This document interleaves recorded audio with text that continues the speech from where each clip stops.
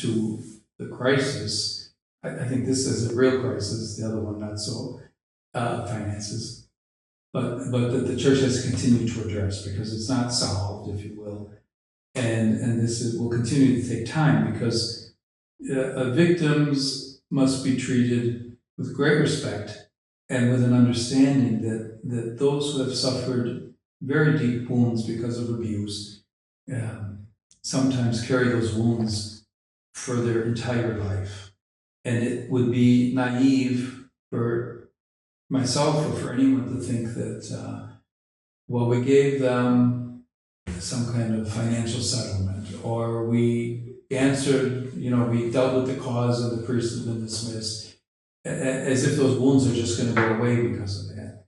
And so, first and foremost, an authentic and deep sensitivity and compassion to the pain, the suffering that people have endured at the hands of church ministers, whether that be priests or bishops, laity, religious, men or women, catechists, etc. I mean, that's an issue that is with us, and I think it needs to be treated with deep respect. At the same time, and one of the complicating factors in this, and where people are beginning to speak out more and more, the accused also have rights.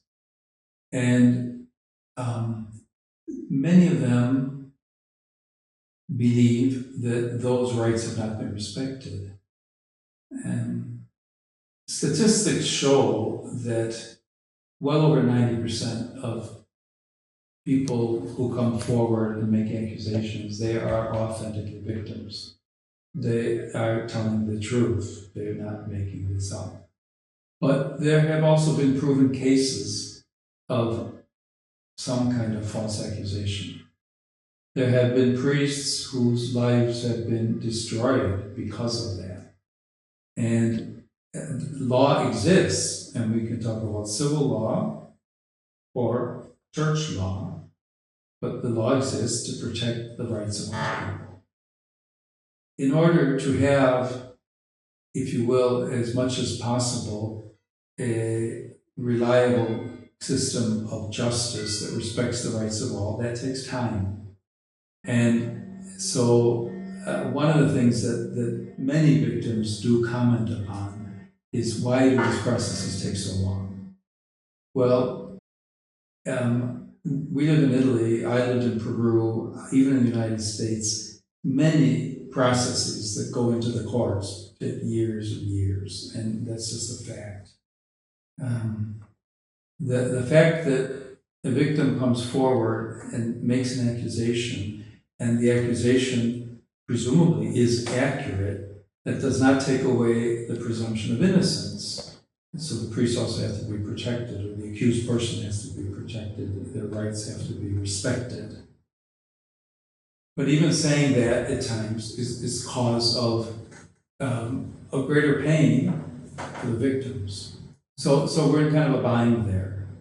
And the church certainly has tried to make new, if you will, legislation that would both speed up the process, would respect especially the issues that I was speaking of earlier, the victims in their pain and their right to have that pain recognized in some kind of response from the church, but at the same time, the respect of the accused, if you will, the protection of the rights of the accused party is also an issue.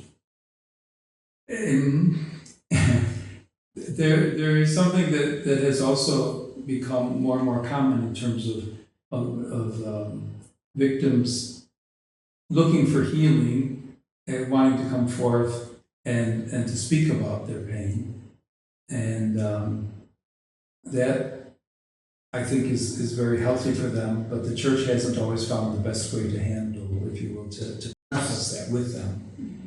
And so there are challenges in that. I think that many of us are perhaps still, if you will, novices learning about what is the best way to accompany these people in their pain.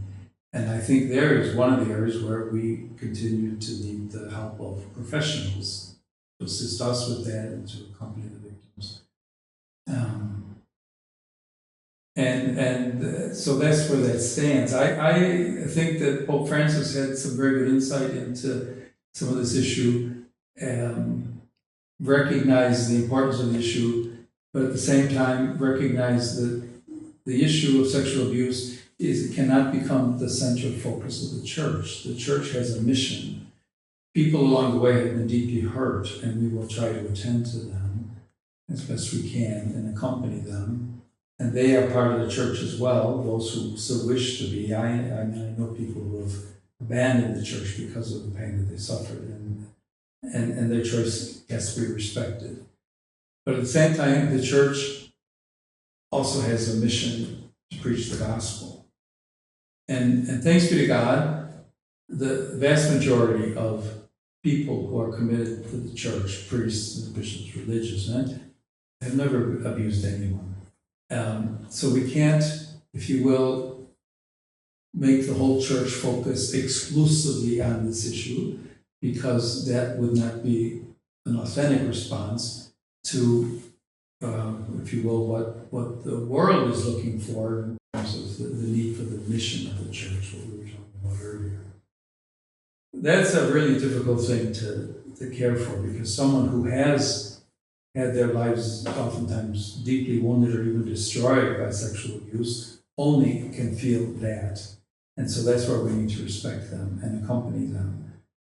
But there are many other people in the church who also have a right to be accompanied in whatever they are living and experiencing, and the church has to be with them as well.